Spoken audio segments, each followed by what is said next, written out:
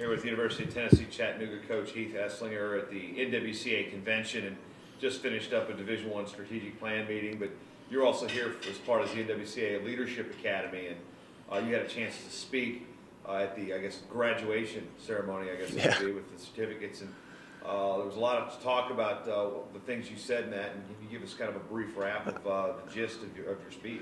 I think, wrapping it up in a nutshell is just, the NWCA's goal, one of the things I said was just kind of lower the bar on what we think of ourselves as wrestlers and raise the bar on what it means to be a coach. Their whole goal is, how do we produce better coaches?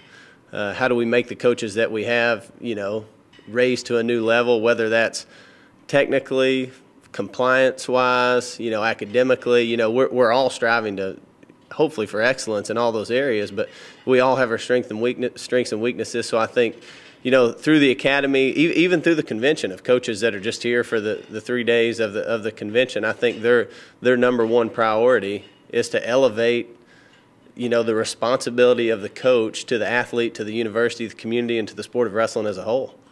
Well, what about as you said, lower the importance of yourself and elevate the respect of the coaching profession? But like for somebody like you who's come, you're an alum of where you're coaching, which is not uncommon in the sport of wrestling, but you've also come back from the high school ranks. And in what respect do you have to figure out, okay, why am I more important, less important? What's my importance to my program in the grand scheme of things? No, I don't think there's any more important or less important. And I don't think that my job as a college wrestling coach is any more difficult than what my job was at a high school coach was. The goal at the high school was to win a championship. The goal at the collegiate level is to win a championship. But also underneath, and maybe even, I'm actually not even underneath, but above those things are all these other responsibility that falls under your title as a coach. And I think that's one of the things that maybe we've forgotten a little, and I think that we're trying to draw that back out of people to say that there's a lot more to it than the wrestling. We went through a whole list of coaching responsibilities the other day with our staff, and I'll be honest, it was 2.5 hours in before we even touched wrestling, because there's so many things to do to keep your program afloat. There's so many things to do to keep your athletes on track. If you do those things, then, I'm reading a book by Bill Walsh right now. The title of the book is "The Score Takes Care of Itself," and really that's what we're trying to do. We're trying to, and I think Mike Moyer in the NWCA and this Leadership Academy is trying to get coaches to realize if you'll take the tangibles, the things that are under your control, and you'll do those things with excellence, you're probably going to win a lot of matches. What about setting the right standard this year?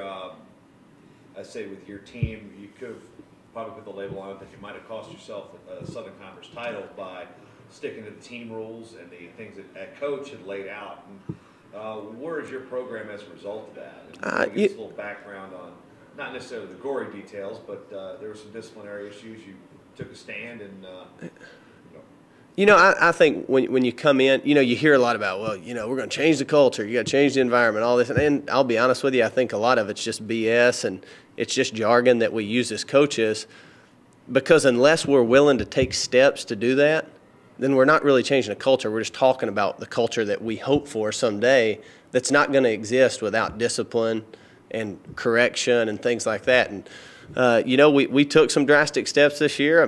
Those kids are doing a great job. They're back on track. They were there all summer, and I think kids are striving for structure. I think they're looking for someone to push them in a direction that's maybe above and beyond what they even have for themselves. They look for that athletically. They look to you as a coach to push them above and beyond, maybe where they think they can perform, and I think they look for that in their life as well. And I think you look at the great coaches around the country, and most of them are doing those things, and most of them have very loyal athletes. And again, I think that's something that we myself through University of Tennessee at Chattanooga, and I think through the NWCA is trying to get coaches to realize and say, hey man, don't be afraid to do what's right.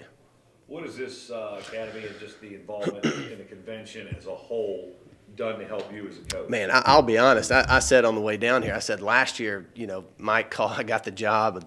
Within 6 hours, I think Mike Moyer called and said, you got to come to this academy. It's going to be awesome.